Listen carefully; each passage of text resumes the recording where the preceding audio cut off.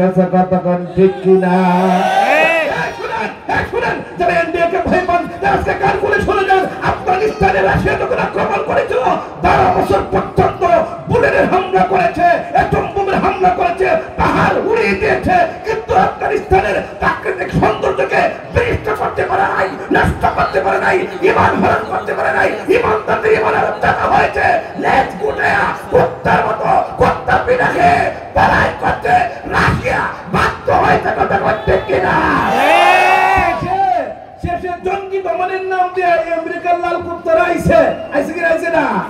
20 বছর পর্যন্ত পাহাড়ের সিপাই সাপাই ঢুকিয়া কুমাইতে হাত পড়লেন না, মানে শেষ পর্যন্ত শেখ হাসিনা যেইভাবে পলায়ন করছিল ভাই, এর থেকে আরো দুর্দশ অবস্থায় টাকা পয়সা হয়ে যেতে পারে নাই, হেলিকপ্টার থেকে টাকা পড়ে গেছে, কথা বলতে কিনা?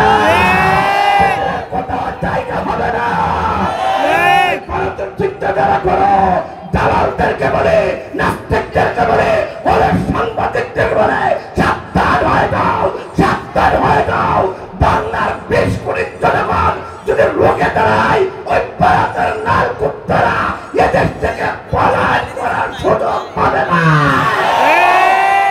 দাদা বাবুর আশ্রয় নেই, নৌকা 100 হাত পানির নিচে গাতার নিচে ঢুকাইয়া গেছে, কথা বলতে কিনা?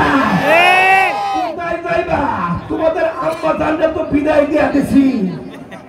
আগামী 100 বছর, হ্যাঁ 20 বছর, 100 বছরের ভিতরে আইস বাংলাদেশে খোদার কসম করে বলে 100 বছরের ভিতরে আসলে তোদের কোনো নাম নিশানা এদেশের মাটিতে থাকবে না, কথা বলতে কিনা?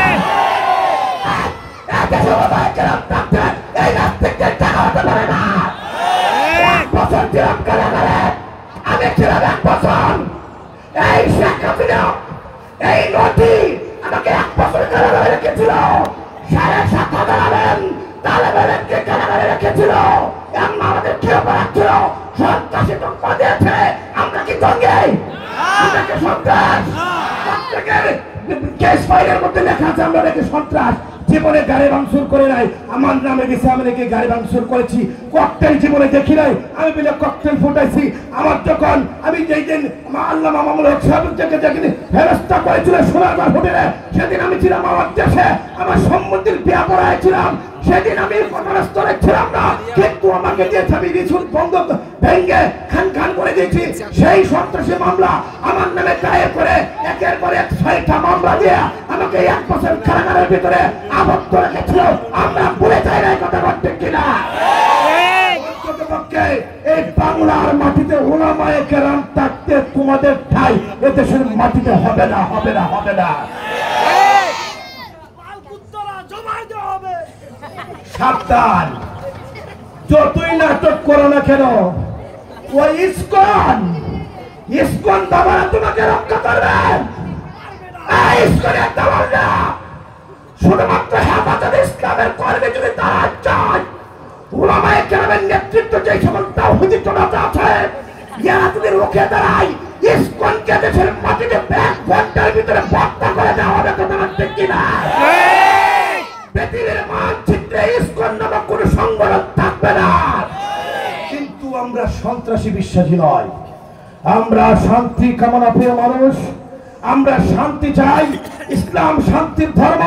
এজন্য আমরা কারো উপর আক্রমণ করি না, আমরা অপেক্ষায় আছি। তোমরা কি যুদ্ধ বাজাইতে চাও? আরে আমাদের নয়, যে 1700 বছর আগে বলে দিছে ভারতের বুকে গাজওয়াতুল হিন্দ হবে। এই গাজওয়াতুল হিন্দের মধ্যে বাংলাদেশের উপর আক্রমণ করবে লাল কুত্তারা, ওই রামবনের দলেরা, হিন্দু আগাকাটার দলেরা, আগামুটার দলেরা, ওই মূর্তি পূজকরা যখন আক্রমণ করবে, উলামায়ে কেরামের নেতৃত্বে যখন ওলামা তাওহীদি দলের যাবে, তখন ভারতের রাজপথ রক্তের ঢল নেমে যাবে।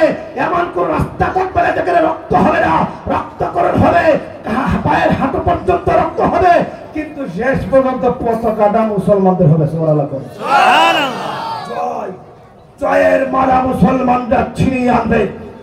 ইসলামের পতাকা ভারতের মাটিতে উড্ডীন হবে, রামবামের ক্ষমতা থাকবে না। আরে আমরা তো সেদিনের অপেক্ষায় আছি। তোমরা যুদ্ধ করো, তোমরা বাংলাদেশের বর্ডারের ভিতরে ঢুকতে চাও, তোমরা কি জানো আগুন নিয়ে খেলা নেলা করতেছে কতক্ষণ ঠিক কিনা?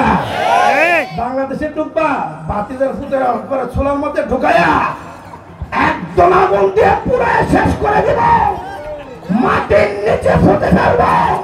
সাবধান, বাংলার বুকে প্রবেশ হইতে দেরি হবে, তোমাদেরকে মাটি চাপা দিতে দেরি হবে না। এত সাহস কোথায় পাও?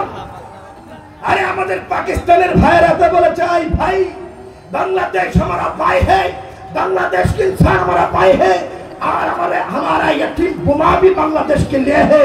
बांग्लादेश चाहे हमारा यतीम बोमा उन लोगों के लिए और इंडिया के खिलाफ इस यतीम बोमा मार दे जाएंगे। सुभान अल्लाह।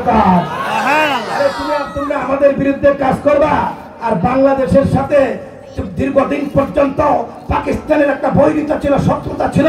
তবে মনে রাখবে মুসলমানদের মধ্যে কোনো ধরনের তর্ক বিতর্ক হতে পারে, কিন্তু কাফেরদের বিরুদ্ধে সমস্ত মুসলমানরা এক কথা বলতে ঠিক মাসলাক যার যার, ইসলাম সবার ইসলাম। আপনি হতে পারেন সুন্নি, হতে পারেন ওয়াহাবি নামে, আপনি হতে পারেন রাফিজি, আপনি হতে পারেন যে কোনো ধরনের ভণ্ড তরিকার লোক, কিন্তু এদেশে ইসলাম টিকানোর জন্য সকলে এক কথা বলতে কিনা। নাস্তিকদের বিরুদ্ধে, দাদাবাবুদের বিরুদ্ধে আমরা সব এক কথা বলেন ঠিক কিনা। আমার এই কথাগুলো অনেকের কষ্ট লাগে, ওয়াজ কোন সময় করবো, ওয়াজ দিয়ে কি করবা, ওয়াজ শুনে কি করতে হবে না, এই ওয়াজের মাধ্যমে এখন তো নামাজ পড়তে গুলো নামাজ পড়ে না ঠিকভাবে সারা পথ ছিল, ওদের কোনো প্রয়োজন নাই।